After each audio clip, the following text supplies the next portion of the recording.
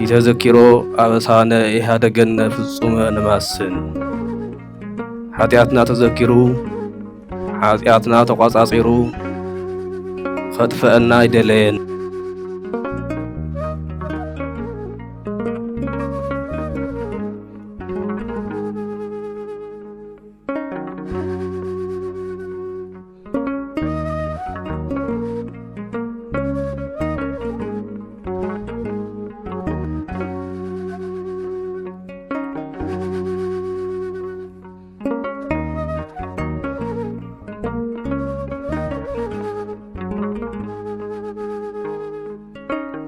ንስሐ ዘይኣተወ ንስሐ ከኣቱ ኣለዎ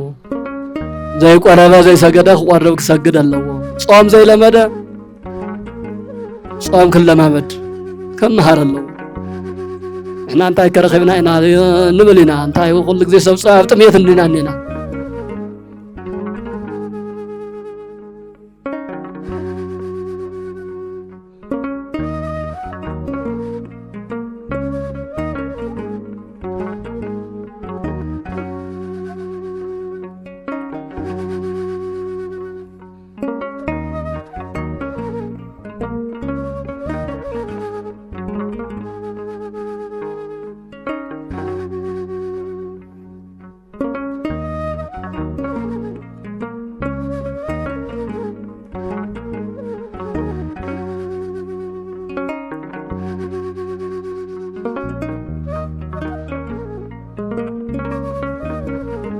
ምክንያቱ ሕብረተሰብ በረከት ክረክብ ኣለዎ ሓገዝ ክረክብ ኣለዎ ስለዚ ሎማዓንቲ ናይ 1.5 ኢናምፂና ዘለና እስቲ ብደንብ መስጉንልና ዞም ቤተ ክርስቲያናት እዚኦም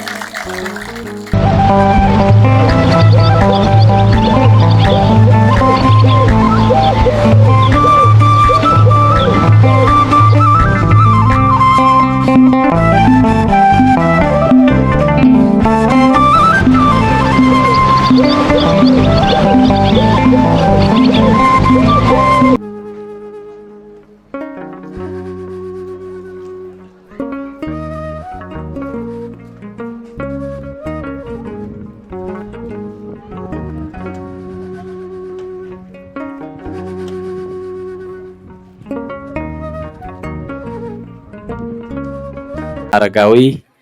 ናይ ካናዳ ሀገረ ስብከት ሊቀ ጳጳስ ከምኡውን ናይ ቅዱስ ሲኖዶስ ኦርቶዶክስ ተዋሕዶ ቤተክርስቲያን ትግራይ ዋና ጸሐፊ ብፁዕ አቦና አባ ነዋቆም ናይ ደቡብ ምብራቅ ሀገረ ስብከት ሊቀ ጳጳስ ናይ ቅዱስ ሲኖዶስ አባል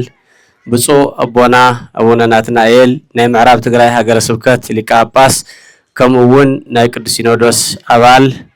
ዝኸወርኩም ሊቃውንት ቤተክርስቲያን ዝኸወርኩም አቦታተይ አዴታተይ ህዝበ ክርስቲያን በእግዚአብሔር ፍጹም ሰላምታ ለሐና ደውዒላትኩም ተሐንደቀኒኻትኩም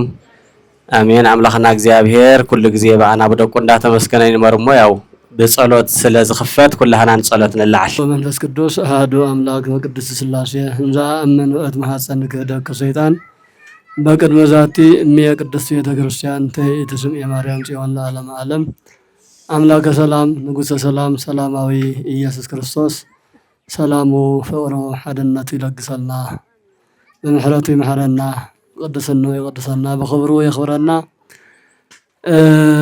ካብኖና ቅድስተ ቅዱሳን ንጽሕተ ንጹሐን ድንግል ማርያም በረኸት ረድኤት ይሳትፈና ጾምና ጾመ ስርየት ጾመ ድህነት ጾመ በረከት ይግበረልና መዋዕለ ጾምና አፈጺሙ ናብ ብርሃነ ትንሣኤሁ በሰላም ይብጽሐና አምላክ አቡነ ዘበሰማያት እንበል ኦ እግዚእ ኢየሱስ ክርስቶስ ሰራይ ኃጢአት ወደምሳሴ አበሳ ሰራይ ኃጢአቴ ወኃጢአተ ኩሉ ህዝብከ በፍልጠትን በዘይ ፍልጠትን ዝተሰርሐ ማእሰረ ኃጢአት ኩሉ እግዚአብሔር ይፍታሕ አምላኽና እግዚአብሔር ዝተመስገነ ይኹን ብፁዓን አቦታትና እውን ኣብዚ ምሳና ተረኺቦም ስለ ዝባረኹና እግዚአብሔር አምላኽ ዕድመን ጥዕናን ይሃበልና እሞ ብቐጥታ ያው ናብ ናይ ወንጌል አገልግሎትና ኢና ክንሓልፍ እሞ ነዚ ሰዓት እዚ ኣብዚኣ ቃል ወንጌል ዘምህሩናን ዝባርኹና ነቦና ብፁዕ አቡነ ነዋቆም ናይ ደቡባዊ ምብራቅ ሀገረ ስብከት ሊቀ ጳጳስ ናይ ቅዱስ ሲኖዶስ አባል እሞ ያው ኩላህና ዘለና ናብ እግዚአብሔር ዓይነ ልቦናና ክንገብሮ ስለ ዝግባእ ብትኽክልስ ክነዳምፅ ዝግባእ እሞ ንውፅ ኣቦና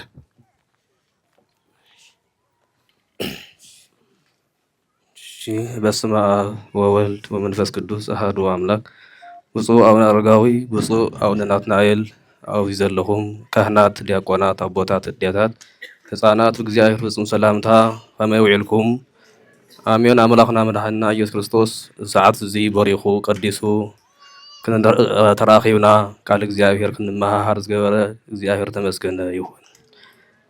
ኢተዘኪሮ አበሳነ ኢሃደገነ ፍጹመ ንማስን ኃጢአትና ተዘኪሩ ኃጢአትና ተቋጻጺሩ ከጥፈአና ይደለየን ይብል እዚ ቃል እዚ ቅዱስ ያሬድ ዝተናገሮ ቃል እዩ። ኢሃደገነ ፍጹመ ንማስን እግዚኦ እግዚኦ ኃጢአቶኑ ትጣቀብ እግዚኦ እግዚኦ መኑ ይቀውም ቅድሜከ ናይ ሰብ ኃጢአት ተትቋጻጸር ነርካ ኣብ ቅድሜኻ ሓደ ሰብ ጠጠው ኢሉ ኣይንኸደን። ኢተዘኪሮ አበሳነ ናይና ኃጢአት ናይና ጥፍአት ናይና ጥፍአት ድኽነት ኩሉ ስሕተት ተመልኪቱ እግዚአብሔር ኣየጥፍአናን ማለት እዩ። ዕድመ ንስሓ ይህብ ብምኽሪ ክንምለስ ይፅዕር እግዚአብሔር። ኢሃደገነ ፍጹመ ንማስን ክንጠፍእ ደሞ ኣይሓደገናን። ቅፅል ኢሉ እውን እያሃድገክሙ እጓለ እማውታ ትኩኑ ከም ኣቦን ኣዶን ከም ዘይብሎም ክትኾኑ ኣይሓድገኩምን ኢሉ ንሃዋርያት ከም ዝነገሮም ንዓና እውን ኣየሓድገናን እዩ ማለት እዩ። ኣብ መጨረሻ ምሕረት ኣሎ፣ ጸልማት ኣሎ፣ ቀፂሉ ከዓ ብርሃን ይመጽእ። ጭንቀት ኣሎ፣ ጭንቀት ሓዘን ሓሊፉ ታሕጓስ ከም ዝመጽእ ክረስዕ የብልናን ማለት እዩ። ኣብዚ ዓለም ብተስፋ ኢና ንነብር። ክወግሕ ይኸውን እዩ፣ ምሕረት ክመጽእ እዩ፣ ሰላም ክመጽእ እዩ እናበልና ብተስፋ ኢና ንነብር ማለት እዩ። ኣብቲ መጨረሻ ዓለም እውን እዚ ዓለም እዚ ሓሊፉ ናብቲ ዘይሓልፍ ዓለም ከጊድ እውን ብተስፋ ኢና ንጽበ። ወንሴፎ ትንሣኤ ሙታን ናይና ተስፋና ካብ ሙታን ተሲእና ዘለዓለም ክንነብር እዩ ተስፋና እምበር 80 70 30 ዓመት ሓላፊ እዩ። ኣብዚ ምድሪ ዘሎ ብልዒ ይኹን መስተ ይኹን ሓላፊ እዩ። ንቁመተ ስጋ ኢና ሓንቲ መዓልቲ ትመስሕ ይሓልፍ፣ ድራር ትበልዕ ይሓልፍ። ዘይሓልፍ ግን ቃል እግዚአብሔር ምጽዋት ቅድስና ንጽህና እዩ ዘይሓልፍ። ኣብ ሰማይ ዝምዝገበ እምበር ኩሉ ሓላፊ እዩ። መርዓ ሓላፊ፣ ጉዳይ ሓላፊ፣ ስዕሳዒት ሓላፊ፣ ኩሉ ሓላፊ። ዘይሓልፍ ቃል እግዚአብሔር ብቻ፣ ዘይሓልፍ መንግስቲ ኣምላክ ብቻ ማለት እዩ። ስለዚ ንሽገር ንኸውን ኢና። ስጋ ስለ ዝለበስና ክጠምየና እዩ። ስጋ ስለ ዝለበስና ቆሪርና ክንብል ኢና። ስጋ ስለ ዝለበስና ክንህፍትም፣ መኪና ክንገዝእ፣ ባጃጅ ክንገዝእ ክንብል ንኽእል ኢና። እዚ ግን ሓላፊ እዩ። ሓላፊ ምዃኑ ቅዱሳን ሰማዕታት ጻድቃን እዚ ዓለም እዚ ሓላፊ ኢሎም ናብ ዋልድባ ናብ መዝባዕ ኣዶኦም ናሃለዎም ሃፍቲ ናሃለዎም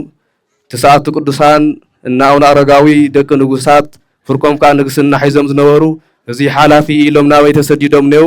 ናባና መፅኦም ኣለዉ ማለት እዩ። ንሕና ከዓ ዓለምና ሸነፈና ንስዑድ ዓረብ ንኣሜሪካ ንኣውስትራልያ ጉዕዞ እዩ። እዚ ሓላፊ እዩ። ስለዚ ዘጭንቐና ዘሎ ስጋ እዩ ማለት እዩ። ነፍስማ እንታይ እዩ? ነፍሲ እንታይ እንድሕር ዘይረኸበ እዩ ዝጠምያ ቃል እግዚአብሔር እንድሕር ዘይሰሚዓ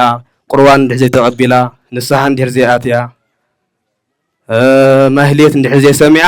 ነፍሲ ጠምያ። ስጋ ግን ስዋ እንድሕር ዘይሰተየት ስጋ እንድሕር ዘይበልዐት ምግቢ እንድሕር ዘይበልዐት እያ ዝጠምያ ስጋ ማለት እዩ። ስለዚ ብስጋና ኢና ንጭንቕ ዘለና እምበር ነፍስናማ ናይ ሰማያዊ ህይወት እዩ ዝደሊ። ስለዚ መከራና ናይ ስጋ እዩ ማለት እዩ። ስለዚ ተስፋ ክንገብር እዩ መልእኽቱ። ተስፋ ንግበር። ቀዳሞት ኣቦታትና ብተስፋ ተጸቢዮም ኣዳም ብነፍስን ብስጋን ካብ ገነት ካብ ዝፈትዎ ቦታ ተሰዲዱ ተፈናቂሉ ነይሩ። ግን ናይ እግዚአብሔር ድምፂ ምስ ሰምዐ ካብ ድንግል ማርያም ተወሊደ ካሕነካ ዝብል ተስፋ ምስ ሰምዐ 5500 ዓመት ብተስፋ ኣብ ምድረ ፋይድ ተቐሚጡ ማለት እዩ። ክምለስ እየ ናብ ገነት ብነፍሰይ ብስጋይ ናብ ገነት ክምለስ እየ ብዝብል ናይ ጎይታ ኢየሱስ ክርስቶስ መሓላ ቃል ኪዳን እናሓለወ ብተስፋ ተጸብዩ ተስፋ ተቆረፀ ማለት እዩ። ብተስፋ ምስ ተጸበየ ድማ ክርስቶስ ካብ ድንግል ማርያም ተወሊዱ ኣብዚ ዓለም እዚ ዘይሩ ኣስተምሂሩ ኣድሒንዎ። ኣዳም እኳ 5500 ዓመትን ብተስፋ ተጸበየ نحنا نقرر ساعات توجهيا كنصبلنا بتسفى تمكرا قلنا يسقى مخانو سقى يتجنا زلا لكم سي نفسنا بتشاف سماء يحلون بر هاي إذا سقى زي حالة تلكم تسفى تقورينا نستمركم زلنا مالتي هو سدت سيو مفنقال أو تمرتيتكو 13 عامات أبوتاتنا دوغوا قوقام صحافتي أوديون النيومن عدمون قديفهم نالمونو بخلونا تولعيهم تمهيرهم زيقول سدتي نوعلو قلنتاي تسفاي قورو قالك زيابهير سلسقا هايج النغومن كداني ودي أيولو منم أيولو قالك زيابهر فورو وندر فورو عدغات رحيقا هاتمار تسفاتي تقبر قالك زيابهر هاتسفا تقبر سلازي نسخاتكمون تسفاكم بسماي خخوون اللو اتناي سقا مكراون خوقح مخانو هيو مالتي خوقح يدقين سلازي تسفات قورينا نقرأكم زلنا اتي نجناق اقن لنفس مجناق يقبع خاو نسقا مجناق لنفسي نفسنا بيتاعت تخون حاتيات جل سرح لنا بيقنع مقدن خد لنا نفقر دلنا نكابر دلنا زبل يخوم تحاسوس قبوكم خوم تحاسيوكم እግዚአብሔር ምሳኹም ኣሎ ዮሴፍ ክስደድ ከሎ ሙስእ ነይሩ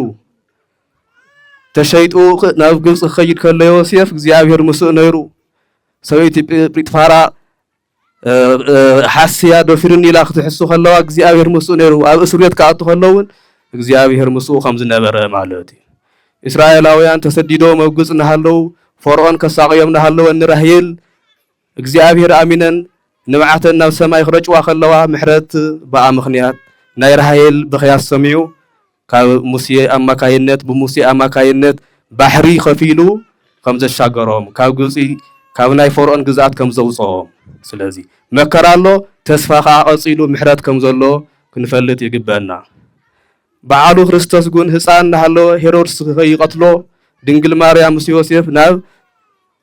ግብጽ ተሰዲዶም 3 ዓመት تقميطهم زيتايو نعنا مكرا نخمهرو مكرا خمزلو سدت خمزلو نحنا نسددو نموراخ طاوتات ግብጽ نمسبار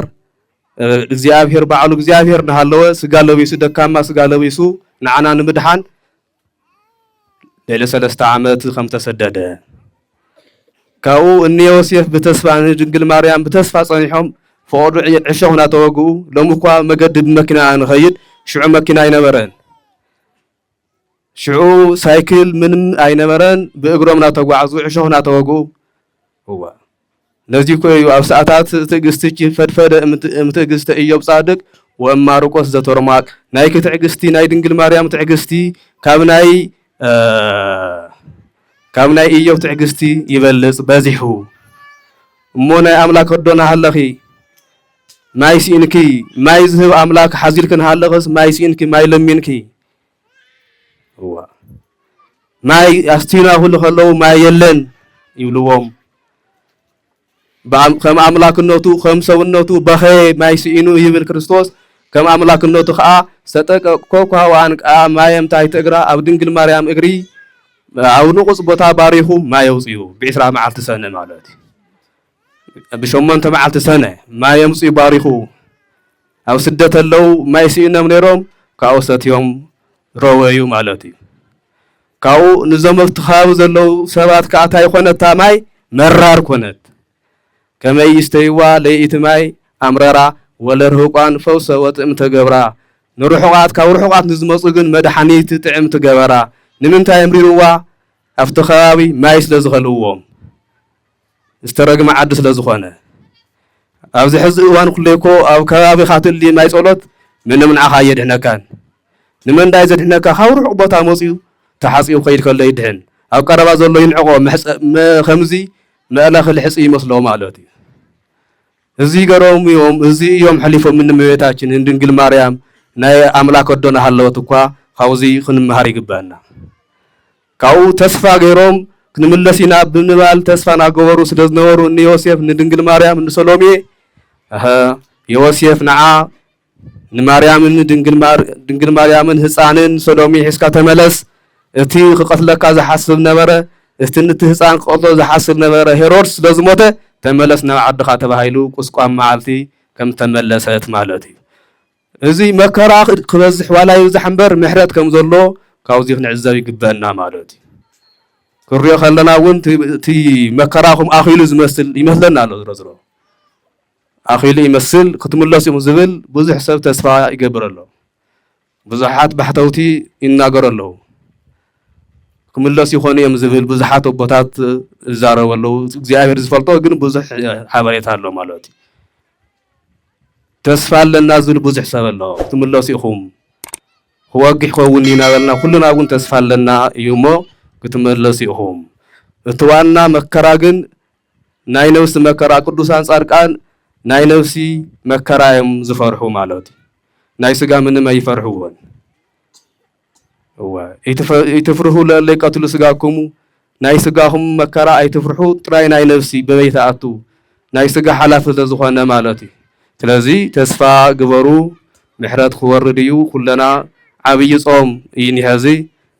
ዘወረደ ጀሚሩ ክሳብ 3 ሰንበት ሕሊፍና ኣለና ኣብ ዓይ ሰንበት ከዓ መጻጉዕ ዝብል ስያሜ ዘለዎ ሰንበት ይመጽእ ኣሎ ብጸሎትን ብምህላን ተስፋ ብዘይ ምቑራጽ ናብ ኣምላኽና ንብከ ማለት እዩ ራሄል ክልተ ደቃ ኣብ ጭቃ ረጊጾም ቀትልዎም ከለዉ ረጊጾም ክልተ ደቃ ማንታ ደቃ ረጊጾም ምስ ሓመድ ብጭቃ በጽይጾም ናብ መንደቕ እዮም ገይሮሞ እዚ ምስ ረአየት ክልተ ደቃ ክርገጹ ከለዉ ክመቱ ከለዉ ምስ ረአየት ኣበኸያ ኣምሪራ በኸያ ራሄል ብንጽህ ልቢ ኮይና ናብ ሰማይ ንባዓታ ረጭያቶ እቲ ንባዓት እዚ ምሕረት ተውሪዱ ማለት እዩ ስለዚ ኣዴታት ሩህሩሃት ኢኽን እግዚኣብሔር ይሰምዐክን እዩ ንኩልና ይሰምዐና ብዝበለጸ ግን ብቅንዕና ኮይንክን በኺኽን ድሕር ለሚንክን ምሕረት ክወርድ ይኽእል እዩ ይኣኽለና ክሳብ መዓዚና ንሕናስ ዓበይትና ሽግር የብሉን ዞም ህፃናት ክሳብ መዓዝዮም ኣብ ቸንዳ ክነብሩ ክሳብ እቲ መከራ ኣባ ይኣኽለና ክሳብ መዓዝ እዩ ስለዚ ምሕረትኻ ብዙሕ እዩ እሞ ናይ ራሄል ንባዓት ሰማዕኻ ናይና ንባዓት ግን ስማዕ ኢልክን ናብ ሰማይ እንድሕር ረጭኽንኦ ንባዓትክን ክሰምዕ ይኽእል እዩ ማለት እዩ እሞ ከዓ ሕዚ ጾም እዩ ኩሉ ግዜ ዝቅደሱ ኣኽሱምካ ኩሉ ግዜ ናይ ጸሎት ናይ ቅዳሴ እዩ ኩሉ ግዜ ይቅደስ እዩ ስለዚ ኩለኹም ከይድኩም ከተቅድሱ ክትቆርቡ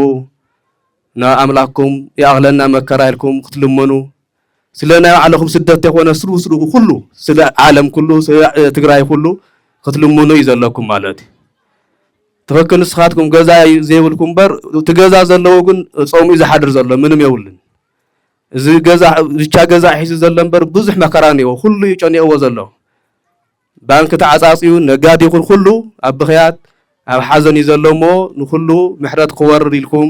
ኣጥቢቕኩም ክትልመኑ በዚ ኣጋጣሚ መልእኽትና ነመሓላልፍ እግዚአብሔር ብተስፋ ጸበዩ ጽንሑ እግዚአብሔር ከውግሕ እዩ ዝብል ትምህርቲ ኢና ክነምህር ኣምሄርና ዘለና እሞ እግዚአብሔር ሰምዓኹም ቃል እግዚአብሔር የስምዕኹም ወስብሐት ለእግዚአብሔር ወመንፈስ ቅዱስ አሐዱ አምላክ ብፁዓን አቦታትና ክቡራን ደግ እግዚአብሔር ለሐለው ዒላትኩም አሜን ልዑለ ባሕሪ አምላኽና እግዚአብሔር ስለ ኩሉ ነገር ዝተባረኸ ዝተቀደሰ ይኹነልና አቦና ብፁዕ አቡነ ዕንባቆም ኣብ ሕፅር ዝበለ ግዜ ደቃይቕ ክንኮኖ ክንመሃሮ ዝግበአና ነገር ኣምሂሮምና ኣለዉ ብተስፋ ክንነብር ዝያዳ ኣብ ስጋዊ ነገር ተይኮነስ ኣብ መንፈሳዊ ህይወት ትኩረት ጌርና ናይ ምድሪ ርስቲ ሲእናስ ናይ ሰማይ ርስቲ እውን ከይንስእን ኣብ መንፈሳዊ ህይወት ኣብ ሰማያዊ ዓድና እምበር ኣብ ምድራዊ ናብ ግዚያዊ ነገር ትኩረት ከይንገብር ኣጥብቀ ኣቢሎም ብደንቢ ኣምሂሮምና ኣለዉ ቃለ ህይወት የስምዐልና ቃለ ህይወት የስምዐልና ኣነ ብዙሕ ክብል ኣይደልን ብቀዳማይ ኣብዚ ውዒልና ነርና ንስኻትኩም ዶ ትኾኑ ካልኦቶም ብዝኾነ ግን ግልፂ ንምውጋዕ ትኩረትና ምድራዊ ነገር ጥራሕ ኣይንግበር ኣብ ግዚያዊ ኣብ ሓላፊ ነገር ትኩረት ኣይንግበረሉ እቲ ዝዓቢ ነገር ኢና ክንጥምት ዝግበአና تزعبي كل جزء من إشتى نقدر نتم تخيلنا نشتى عتلا نخون تلمي ويأكد وكاسن تأكد أسفح بالكايز أكد أسفح بالكاتري أسفح بالكاتتلم لعقم هات سرح أنت تعرف وكاس أزوج تصرح مالتي نايكل تأمت تخون تلم تتلم كاجن يودك إسكاهات نبر أن كانتي قدس باولوس ولا ناس زوست سمايات هاجرنا نحنا سعدنا أو سماعيو كم زبالو قدس باولوس نحنا خنحاسب زقبنا اسكاو سماعي اسكاو حمارا يكونن اسكاو حمارا ما كو قلال كو يا እግዚአብሔር መሊኡ ታማዓልተ ስለዘይ ቆረጻ ስለዘይ ተወደአት እንበር ንሓንቲ መዓልቲ ጉዕዞ እኮ እያ ክርስቲያን ከም ክርስቲያን ግን بسب كيلومتر زلكع عدت يكون زحسبس كابزي اسكاو سماي زحسب ارحقو يزحسب مدراو مخانو يامنن غزا زلو يكون غزا زيولو غزياو يوز عالم زلو كله بعال هافتي يكون او كندا زحدر يكون فوق زحدر كلاتهم قد يفهموا خديم صبح نزيد من سخاتكم مسكر يخم كندي ነገር ዝነበረኩም ገዲፍኩም ወዝመጻኹም ተዓለም ከም ተገላባጢ ሓላፍ ስለዝኾነ እዩ ስለዚህ እንትን ሓልም እንትን ትልም እንትን ሓስብ እስካ ሰማይ ክንሓስብ ኣለና እንበር ስኢሉ ብንእሽተይ ለምስካ ጽባሕ ናይ ሓደ መዓልቲ ናይ ክልተ መዓልቲ ይኮነን ሓሳብና ክኸው ዘለዎ ሓንቲ ትጥቀስ ጥቅሰላ ይትበሉ ለጅሰም ንጽባሕ ይትበሉ ጽባሕ እግዚአብሔር ይፈልጥ ንበሊና መባሉ ጽቡቕ እዩ نصبح يتبالو زبحال ناي نجر حتيات نحمق نجري نصبح زي يبحال لو ما عندك وقت تتجاجي خاص كتوعل كتحضر يبل كان ودياونو نصها قطعتو مسحاو كا مسحافتخا انت تبع اسكا صباح دحر صباح كعرق يبحالو ما كم سبب سلازخونكم كتبقى ستخليهم سبقاو سمعي سلازلنا زخونه نجر زخونه እግዚአብሔር ዘይደልዮ ነገር ክንፈጽም ንኽእልና ግን በለክ ዕሳው ስለዝኾና ደሞ ተናሲሕና ተባዓልና እንተ ተሓደርና ዘአን ወላ ይቅርብ ፀሐይ አቁሩሩ ማአተኩም ከም ዝበለ ቅዱስ ያዕቆብን ፀሐይ እንተ አተወት ወዲያውኑ ንጽባሕ ዝባሃል ኃጢአት ንጽባሕ ዝባሃል ሰንፍና ንጽባሕ ዝባሃል ባእሲ ክህልወና አይግባእን ይምበር ንጽባሕ አርሕኩም ይትሕሰቡ ዝብል መጽሐፍ ይብልና ስለ መንፈሳዊ ህይወትና ስለ መንፈሳዊ ዓድና ስለ ክርስትናና ስለ ቤተ ክርስቲያንና ስለ ዓድና ስለ ህዝብናውን አርሕቅና ኢና ንሓስብ ዝባሃል ክንሓስብ ዝግባእና ማለት እዩ ሓፂር ነገር ይኹን ጉዳይና እና بتقلالا نوح رأي يهلونا ملت إذا حصير زي ما كرانا حصير كون يخليو جن ادخال أي مكان له تخاج أن الناس جبا كل تموت كاين موتي بسجان ساق لنا بسجان تأمل لنا بسجان دكم لنا بسجا زي مسلوه مسلنا لنا ملكعنا تسكاز غير نسخدي خا نسخدي خي دخخه اسكاب نبحل بعلو وباتنا ملكعنا فلوطي زينا يسغا مكرا ينا يسغا موتي ግን ናይ ሰብ ህይወት አውዚ ዘበቃ ይኮነን ድሕርሞት ህይወት አሎ ድሕርሞት ህይወት አሎ እንስሳት አራዊት አዕዋፍ ካልኦት ፍጥረታት ሓደ ሞት ይዘለው ናይ ስጋ ሞት ጥራሕ ሰብ ግን ክልተ ሞት ይዘለው ናይ ስጋ ሞት አሎ ተኹላትና ንፈልጦ ሞት ዘይአተወ ገዛ ሞት ዘይፈልጥ ማሕበረሰብ የለን ኣብ ሕድሕዱ እንተስ ደቁ እንተስ ወለዱ እንተስ ኣሕዋቱ ዘይቀበረ ሰብ የለን እንተስ ኣዕርኽቱ እዚቲ ተፈጥራዊ ዝኾነ ኩሉ ግዜ ዝረአ ኩሉ ግዜ ንረኽቦ ኩሉ ግዜ ዘጋጥመና እዩ ንሕና ክንሓስብን ክንጭነቕን ዝግባአና ተኻልኣይ ሞት ድሕሪ ሞት ዘሎ ህይወት ናብ ሲኦል ዘውርድ ናይ ኣጋንንቲ መረጋገፂ ዝገብር ሕማቕ ህይወት ስለ ዘሎ ዝቕፅል ህይወት ከይበላሾ ሎሚ ክንጥንቀቕ ኣለና ንስሓ ዘይኣተወ ንስሓ ክኣቱ ኣለዎ ዘይቆረበ ዘይሰገደ ክቆርብ ክሰግድ ኣለዎ ጾም ዘይለመደ ጾም ክለማመድ ክመሃር ኣለዎ እሕና እንታይ ከረኺብና ኢና ንብል ኢና እንታይ ኩሉ ግዜ ሰብ ኣብ ጥምየት እንዲና እኒና ንነብሮ ዘለና ጥምየት ጾም ኣይኮነን ስኢና ኣና እምበር ክንፀውም ደሊና ኣይኮንናን ትንብሎ ዘለና ጾም እናሃለወካ ምጻም እዩ ዝብላዕ ዝስተ ቅድሚኻ እናረኣኻ ጾም እዩ ሎማዓንቲ ኢልካ ጾምካ መዓል ስጋኻ ቀፂዕኻ ንነብስኻ ግዜ ምሃብ እዩና እዞም ነገራት እዚኦም የምልጡ ከይህሉ ብፍላይ በየከንዱ እንነብር ንሕና ሸለል ንብል ኣለና ሸለል ንብል ኣለና ካብዚ ዝሓለፈ ካብ ዝበለፀ እንታይ ከይመፅእ እዚ ዓይነቱ ተስፋ ምቁራፅ ዝመስል እውን ይረአን ይስማዓን ኣሎ ክርስቲያን ሰብ ከም ሰብ ተስፋ ክቆርፅ የብሉን ተስፋ እንተቆሪፁ ተዓለት ንሳ ሞይቱ ኣሎ ማለት እዩ ሰብ ክነብር እየ እንተኢሉ እዩ ዝነብር በቃ እንታይ ኣለኒ ከኢሉ ተስፋ እንተቆሪፁ በቃ ነገራት ተበላሽዮም ኣለውና ተስፋ ክንቆርፅ የብልናን ንማንኛውም ግን እቲ ዝቕፅል ህይወት እውን ከይበላሾ ኣብዚ ኮይና ክንስተኻኸል ይግበአና ምስ ኣበ ነብስና ተመኻኺርና ምስ ካህናትና ተነጋጊርና ኣብ ሰዓትና ናብ ቤተ ክርስቲያን ኣብ ሰዓትና ናብ ጾም ናብ ጸሎት ናብ ቁርባን ነገራት ኣመቻችና ምስ እግዚኣብሔር ዘለና ህይወት ብደንቢ ዝለምለመ ዝጠበቐ ክኸውን ክንፅዕር ይግበአና ዝብል መልእኽቲ እናሕለፍኩ ካብዚ ብምቕፃል ብፁዕ ኣቦና ኣቡነ ኣረጋዊ ናይ ኩሉ ግዜ ኣቦና ናይ ኩሉ ግዜ ሓብሓቢና ብዝኸድናዮ ብፍላይ ምስ ህዝቢ ምዕራብ ትግራይ ካብ ዝምልከተና ካብ ዝግበአና ንላዕሊ ንሶም ልዕልና ዝደኽሙ ኣቦና እዮም ኣብ ደገ ዘለው ደቆምን ናይ መንፈስ ደቆምን ኣብ በቲ በቲ ዘሎ ብምትሕብባር ነዚ ህዝቢ እዚ ዝኽእልዎ ነገር እናገበሩ ዘሎ ካብ ዘለዎ ቦታትና ሓደ ብፁዕ ኣቦና ኣቡነ ኣረጋዊ እዮም ሎማዓንቲ ብብፁዕ ኣቦና ፃውዒት ኣማኻይነት ካብ ካናዳ ካብ ክልተ ኣብያተ ክርስቲያናት ዘለው ምእመናን ተተሓባቢሩ ዝመፀ ገንዘብ እዩ 100 ኩንታል ጣፍ ጻዕዳ ጣፍ እስኪ ዞም ተፈናቐል ሳተሙን እኮ ሓደ ግዜ ኩሉ ግዜ በቆሎ ኩሉ ግዜ ምሸላ ኩሉ ግዜ ሌዋ ከም ሰብ እስኪ ሓደ መዓልቲ ጣፍ እስኪ ይጣዕሙ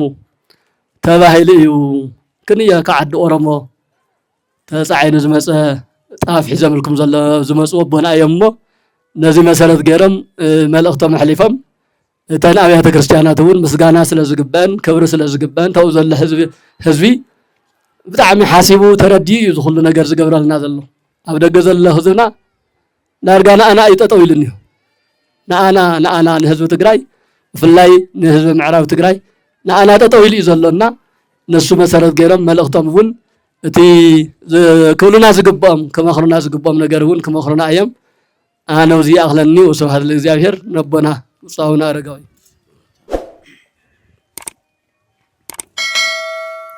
በስመ አብ ወወልድ ወመንፈስ ቅዱስ አሃዱ አምላክ ብፁዕ አቦና አቡነ ናትናኤል ብፁዕ አቡነ ዕንባቆም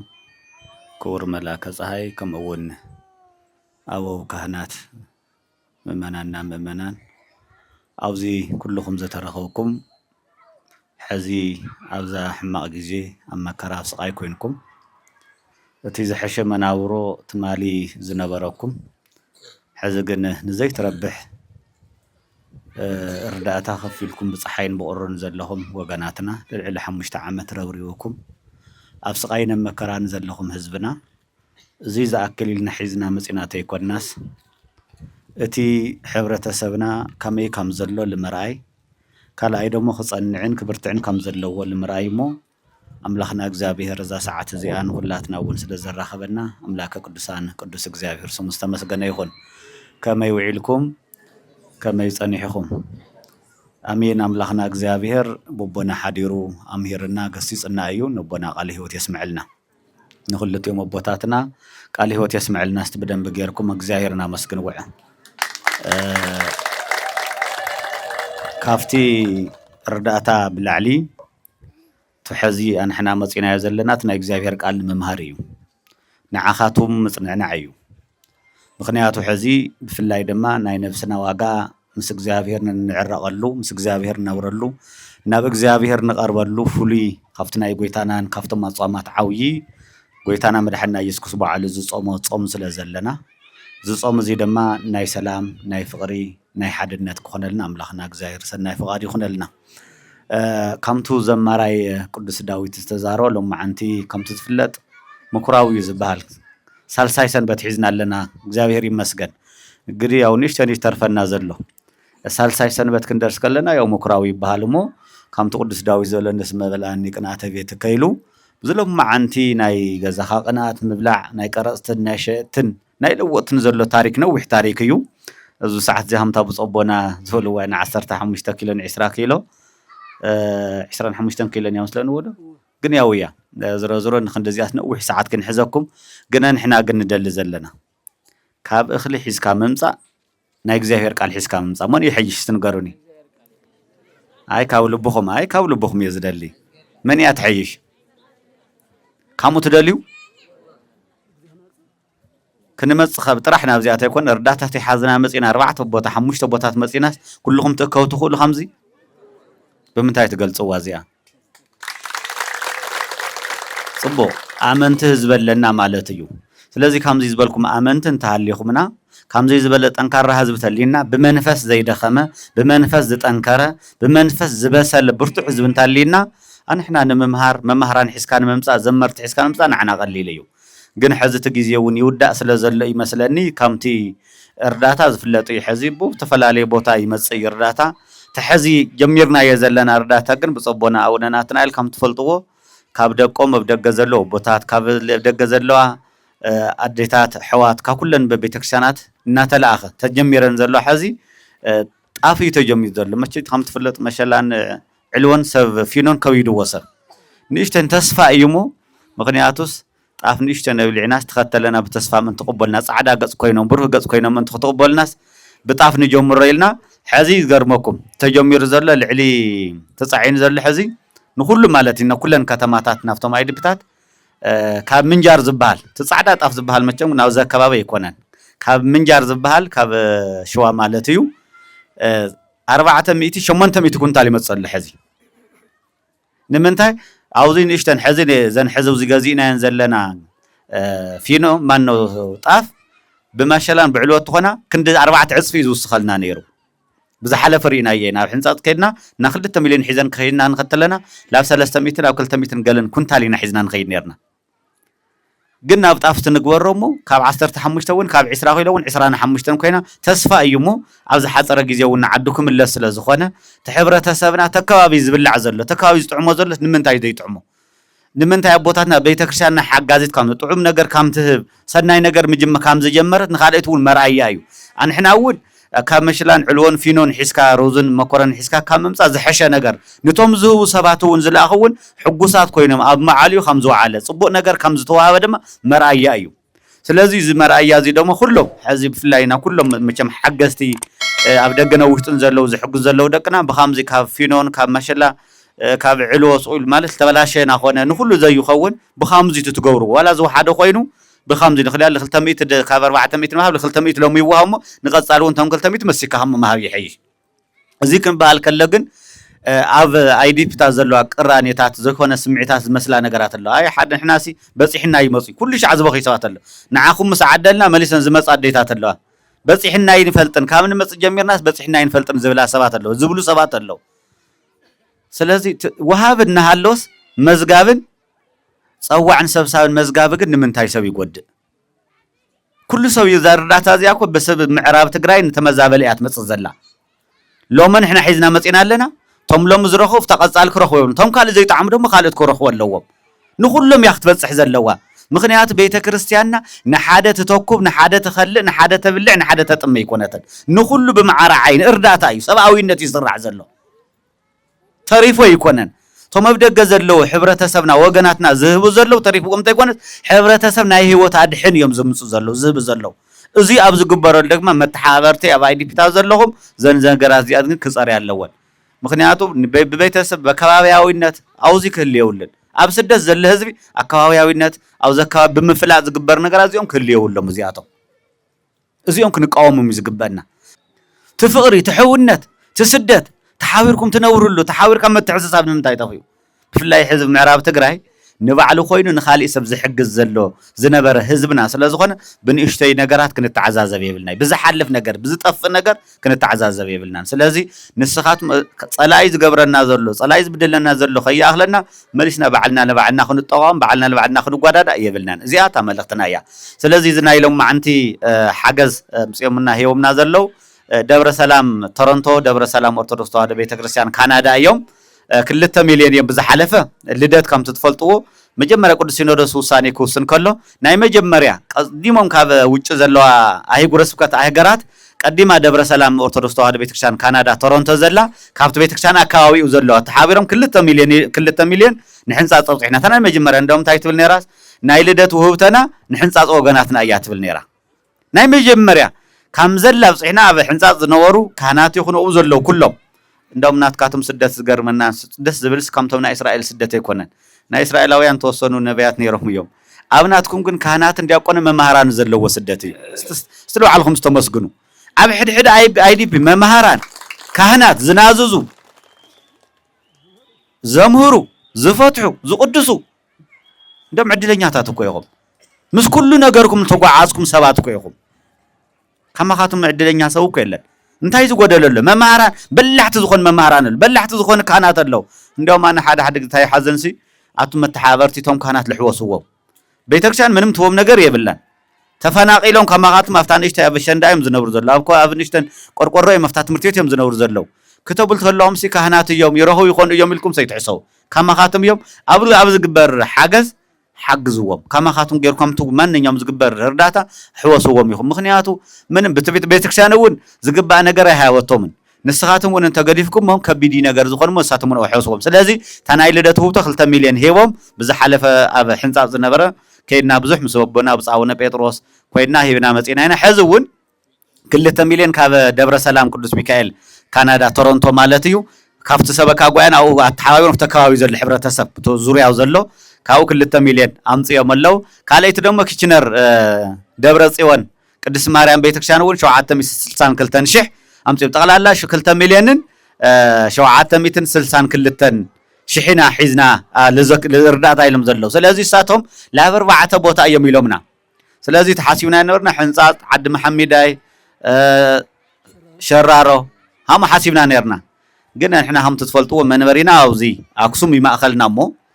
ኣክሱም ዘሎ ማእኸል ጣፍ ክልየ ካብ ደብረ ብርሃን ዝኣክል ተጻዒኑ መጽ ብዙ ረጊጽና ኸደሲ ከቢዲ ዝኾን ዘሎ ስለዚ ካብዚ ንጀምር ኢልና ምስ ምጾቦና ተነብዚያ ዘሎ ኣብዚኣና መኪና ትሪእዋ ኣለኹም ትኸድያ ሰለኻ ኣብ ኣሰለኽለኻ እውን ወሪድና ሽረውን ረጊጽ ኣፍታ ዝረገጸተን ምሚት ናውረድና ኢና ክንኸይድ ምክንያቱ ሕብረተሰብ በረከት ክረክብ ኣለዎ ሓገዝ ክረክብ ኣለዎ ስለዚ ሎማዓንቲ ናይ 1.5 ኢና ምጽና ዘለና እስቲ ብደንብ መስጉንልና ዞም ቤተክርስቲያናት እዚኦም ስለዚ እዚ ዝገብሩ ዘለው ደግሞ በእውነት ብጾቦና ኣውነ ናትናኤል ከምቲ ትፈልጥዎም ያው መቸም ኩሉ ሻዕ እናገሩ እዩ ምሳና ብዚኣ ያው ምሳና ተሸይሞም ናቲ ህዝቢ ምዕራብ ትግራይ ኣቦ እዮም ካብ ማንም ያው ትሪእዎ ኣለኹም ኣብ ተፈናቂሎም እዮም ዘለው ሃገረ ስብከት የብሎምን ሃገረ ስብከቶም ንስኻቶም ኢኹም ህዝቦም ንስኻቶም ኢኹም ተን በዓላት ከምህሩ እኳ ተኮይኖምስ ኣብቲ ምዕራብ ኣብቲ ዝተፈናቀለ ህዝቢ እዮም ካብታ ሕሞራ እስካብ ተፈናቀላይ ዘለዎ መቐለ ዘሎ ዙርያ ዓዲግራት ዙርያ በተንቤን ዓብይ ዓዲ እናገሩ እዚኣ ዘለታ ጉዕዞ ኣውዚ መከራ እዚ ደግሞ ትፈልጥዎ ኢኹም ሓደ ቦ ክኸይድ ከሎ ጥርሑ ይኸይድን እተን ዘለዎም መሃያ ኳስ መኪና መሊኦም ነዳዲ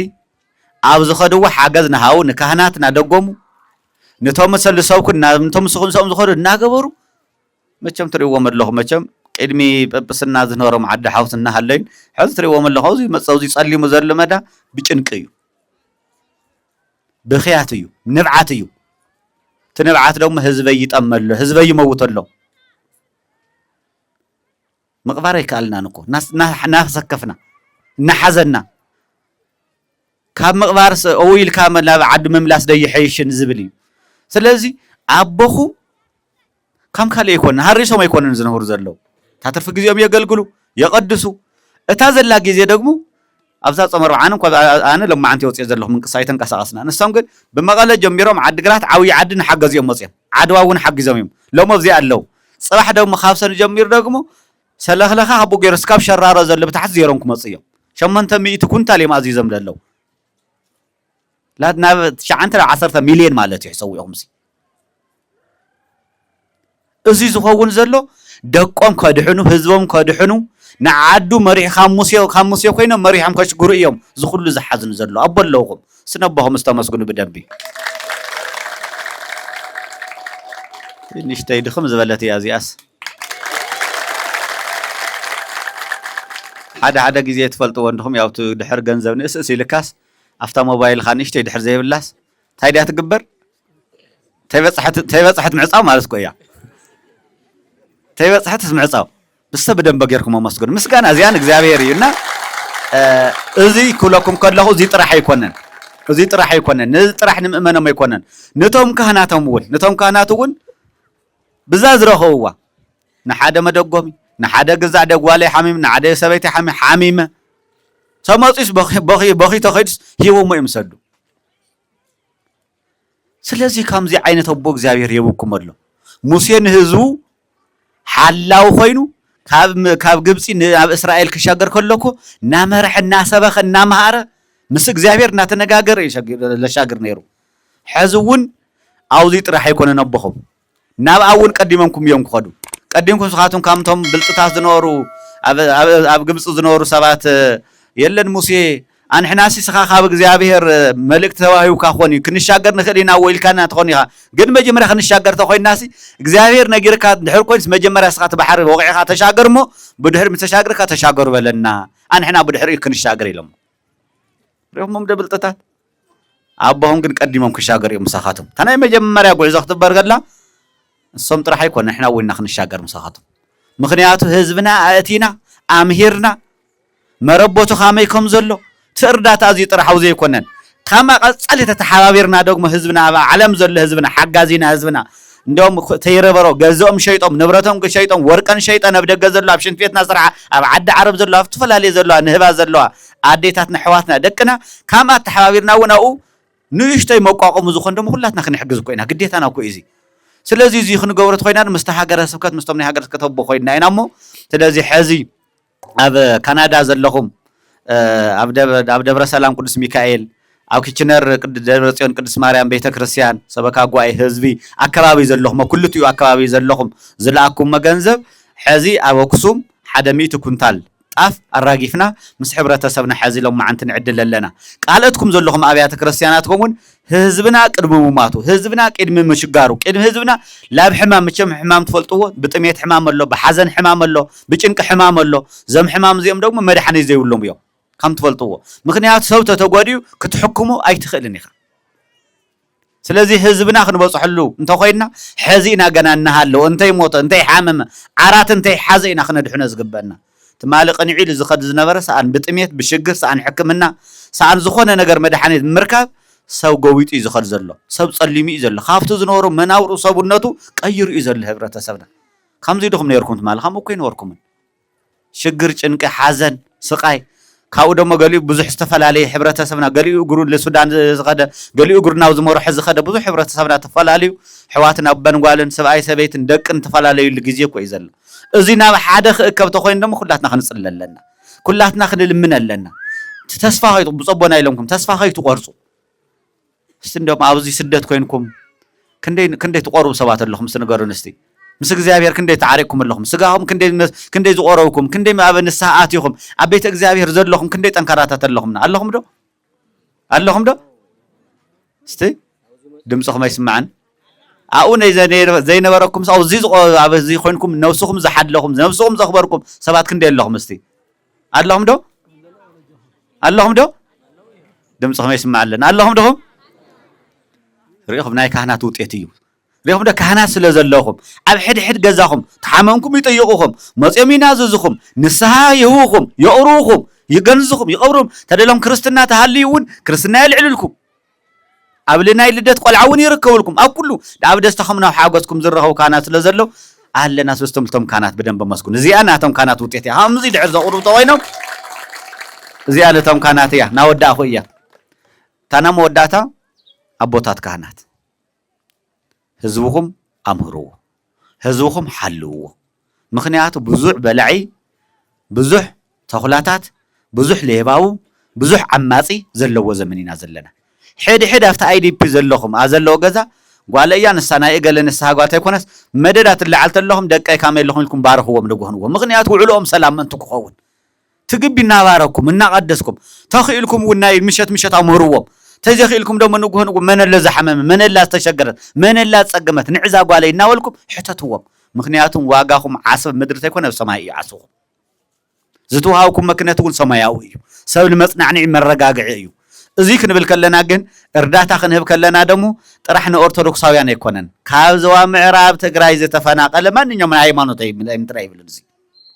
ናይ ሃይማኖት አፈላላይ የለን ሃይማኖት በሃይማኖት ቆም አውዝ አብርዳታ አብ ሓገዝ ግን ሰውአዊነት ግን ንኹሉ ይዝሕገስ አብ አንተ ሃልዮም ካብ ተፈናቀሉ ናይ እስልምናት እምነት ተኸተልቲ ሃልዮም ክሕገዝ ኣለዎም ናይ ካልኦት እምነት ተኸተልቲ እንታልዮም ክሕገዝ ኣለዎም ናይ ካልኦት ዝኾነ እንታልዮም ካብ ሰብአዊነት ካብ ምዕራብ ትግራይ ዝተፈናቀለ ኩሉ ሓገዝ ክረክብ ኣለዎ اسمع معنا ديا بمتاعهم تقلصوا وازيا قرب مخنياتو تقراواي حادة مخانو يكرقاق زلوه بتقراواي النتنا نأمن ببيت كريستياننا نأمن حادنتنا استئمنا بمتحققات بمتحللاي إينات كن شاقروا النخيل حادنتنا خنستم نخيل سلازي እግዚአብሔር نخلاتنا سلام فقري قبرلنا سلازي أب كندا دبر سلام أرثوذكس ተዋህዶ ቤተ ክርስቲያን ቶሮንቶ أب كيتشنر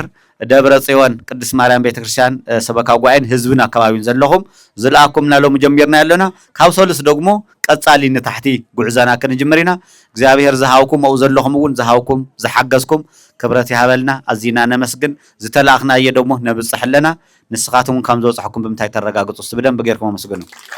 ክብረት ይሃበለይ በጣም የዘመስግን እሺ ብፁዓን አቦታትና ንኹሎም ቃል ህይወት ይስማዕልና በሐቂ አውዚ ከም ገይሮም ዓዲሎም እዮም ሕዝውን ተመሳሳሊ ኣብ ኣኽሱም ዘለና ይሕግዙና እዮም ዘለዉ ናይሎም ግን ፍልይ ዝበለ እዩ ምክንያቱ ብዙሕ ሰበት ጭንቂ ዝተወገሰ ሽኮር ደም ስለ ዝሓመመ ትመሸላ ምስምዕማዕ ዓቢዎ ትኸኒና እውን ክፍውሶ ይከኣለን ማለት እዩ እዚ ግን እሸይ ተስፋ ይኾነ ኢሎም መቀየርታ ይኾነ ኢሎም ሓሲቦም በመምጾም ዝያዳ ደስ ዝብል እዩ ስለዚ ወላዲ ከዓ ንውላዱ ኩሉ ግዜ እንዳተቆርቆረ እዩ ዝነብር እሞ ከምቲ ዝተባሃልናዮ ርግጽ ቃለ ወንጌል ንደሊ ኢና ንሕና ምክንያቱ ኣብ ኣኽሱም ዘሎ ህዝቢ በብያ ኢድፒኦ እንዳተማህለለ እዩ ዘሎ ንኣብነት ኩሓዚ ካብቲ ማል ዝጀመረ ኣብ ዝወርሒ እዚ እስካብቲ ዝመጽ ዘሎ ቀዳመ ሰንበት ኣሎ ካብኡ ካብ ሶኒ ጀሚሩ ድማ ንንየስ ካብ ሸውዓተ ስላሴ ዝቕጽል ሰዋኢ እንሄና ኣፍታ አይዲፒ ኣፍታ ዘለና ያከንዳ ምስቶም ክኸድኑ ቤተክርስቲያን ዘይኽእሉ ኣባዕተ ኣኪብና ንእግዚአብሔር እንዳመስገና ያው ቃለ ወንጌል እንዳተነገረ መምህራን በብያ አይዲፒ ተመዲቦም እዮም በዛ አጋጣሚ እዚ ብፁዓን ቦታትና ንምህለል ቃለ ወንጌል ንምሃር ዘለና ምዃና ክፈልጥዎም እንትውን ክሕጎሱ ኣብዚ ዘለና እውን ዘይሰምዐ ሰብ ተኸታታሊ ናይ ክልተ ሰሙን ሰዋኤ ተታሒዙ ከም ዘሎ ምናልባት ክትነግሩ እየ ክሕብር ደልየሞ ንስተገበረልና ሓገዝ ዝያዳ ኢና ነመስግን ከምቲ ብጾቦና ዝጠቐስዎ ቦታታት እቲ ነቦታትና ዝሃብኩምዎም ኣብጽሑልና ኢልኩም በብግዚኡ የብጽሕዎ እዮም ዘለዉ ምስ ህዝቦም እንዳተማኸሩ ንህዝቦም ዝሓይሽ እንዳረአዩ ስለዚ ይበጽሕና ስለ ዘሎ ኩልኻትኩም ከም ተጋሩ ዝህዝብ እዚ ጽባሕ ሰሪሑን ኩሉ ሰብ ዝሕግዝ ስለ ዝኾነ ቦቦታትና ገይርኩም ክሰዱልና እሞ ያው ንህዝብና መቐነይ ህይወት ክኾኖ በዘጋጣሚ እዚ ከም ዞባ ምዕራብ ሃገረ ስብከት ጽሕፈት ቤት መልእኽተይ ከም መሓላልፍ ይደሊ ካብዚ ንዝቕጽል ያው ናብ ናይ ምዕዳል ኩነታት ኢና ክንበጽሕ ቦታትና እውን ኣብዚ ከፍ ኢሎም ንዓና ክንህብ እሞ ናብ ምዕዳል ክንኣቱ ኢና እሺ ዕድል ትወስዱ ሰባት እሺ ጎይታ አለቃ ጎሮ ሃዲ ይባሃል ኣሎ የምጽኡና ኣብዚ እሺ ካብ ኣዴታት ካብ ኣዴታት ኣለኸን እሺ ከምዚ ዓይነት ሊቃውንቲ ኣይኽላአና ኣምላኽ ንስኻትኩም ንኣና ምእንታና ኢልኩም ብጣዕሚ ኢኹም ትደኽሙ ዘለኹም እቶም ወፃእ ዘለዉ ደሞ ንፈልጦ ኢና ስደት ለይትን ቀትርን ሰሪሖም ህዝብና ይሞተና ኣሎ ህዝብና ይጠመለሎም ዘምጽኡ ሰባት ብጣዕሚ ኢና ነመስግን እግዚአብሔር ይሃበልና ንዓዶም ሰላም ይምለሶም አታኽልቲ ይግበሮም አምላክ ኣብ ዓምደ ወርቂ ተጻሒፉ ይጽንሐዮም እግዚአብሔር ይሃበልና ዓዶም ሰላም ይመለሱ ንሕና እውን እግዚአብሔር ኃጢአትኩም ይቀነሰልኩም ይበለና አምላክ ዝነበረና ኃጢአት እሞ እግዚአብሔር ይሃበልና ንዓኻትኩም ግን ዓምደ ወርቂ ይብገልና ይስአየስእነና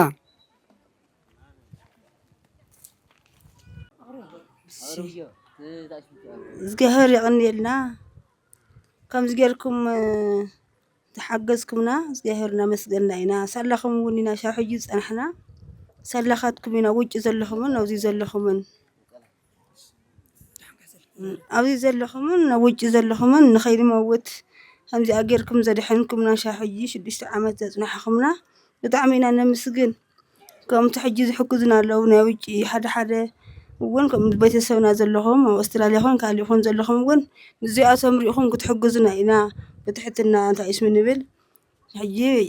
ብዚ ዝሓገዝኩምና ተመስገን ኣነ ካብ ብዙሕ ክእለት የብለይን ዝረዝረ ግን ዝሓገዝኩምና ሻብ ሕጂ ሂወትና ዘፅናሕኹምና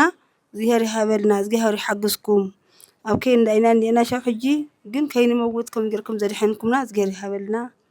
ካልኦት እውን ዝሓገዝኩምና ከምኡ ከምዚኣቶም ሪኢኹም ክትሕግዙ እውን ትሕትና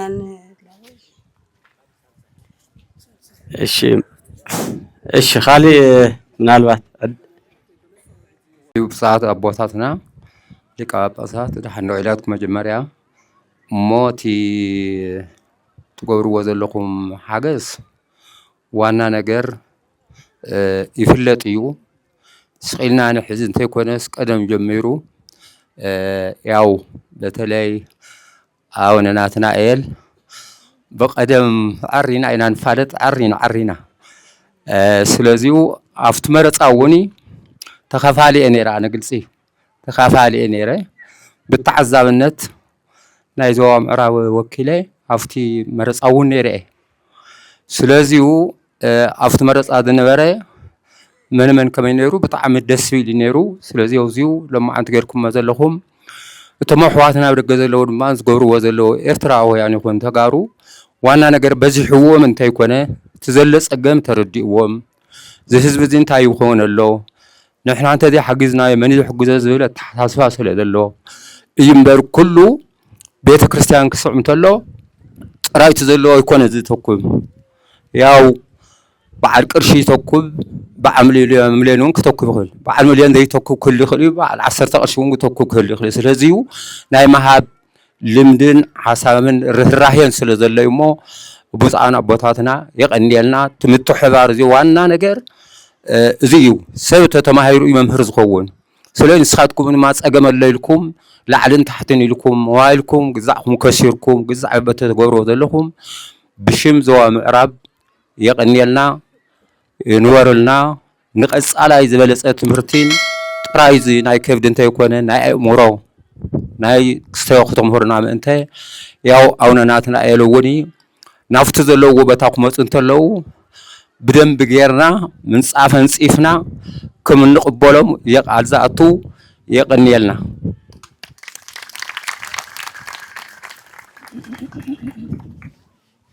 የቀኒየልና ክሳተፉ ዝገበርናዮ እሞ ብዝኾነ ኮይኑ የቀኒየልና ይኽብረልና ሕዚ ምናልባት እታ ናይ ስብከት ወንጀል መርሃ ግብሪ ብፁዓን ኣቦታት ናብ ስራሕ ስለ ዝኾነ እዩ እምበር ያው ጀሚርናዮ ስለ ዘለና ኩላህና ክንረባረብ እየ መወዳእታ ክትሓሳስብ ዝደሊ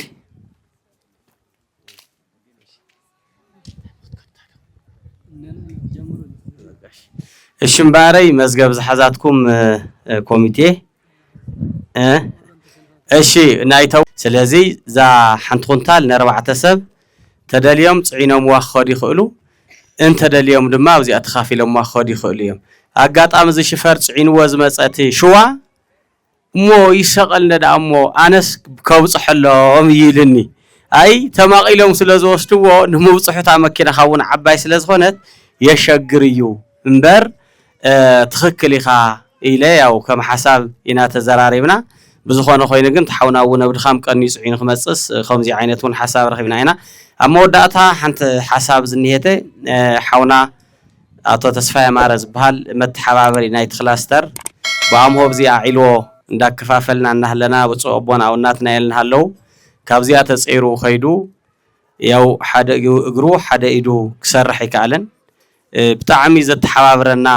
ጸውዕናዮ አብየስ ብለና ልክ ከም ደቁ ዝቆርቆረልና ሓውና እዩ ኩላሃና እኳ ብስሩ ተሰሚዕና እዩ በቲ ጉዳይ ንሱ ሕዝን ሕክምና ክኸይድ እዩ ዝብል ሐሳብ እንሄ ተወሰነ ገንዘቡን ውፃእ ጀሚርና ኣለና ስለዚ ንዓና እንዳገልገለ እዩ ዝኹለይ መከራ ዝረኺብዎ ዝንሄሞ ደም ይናባ አይምሮ ፈይስዎ ስለዚ ኣብዚያ ድማ ኣብዛ ቦታ ኣብዚያ ያ ንዓና እንዳገልገለሞ በእውነት መጀመርያ እንዳዋጻኹም ዝቀንኹም ሰባት ኣለኹም እግዚአብሔር ይሃብኩም ክነመስግን ደሊ በተመሳሳል ድማ ያው ሰዋይ ሒዝና ስለዘለናስ ጸሎቱን ዝጠቅም ስለ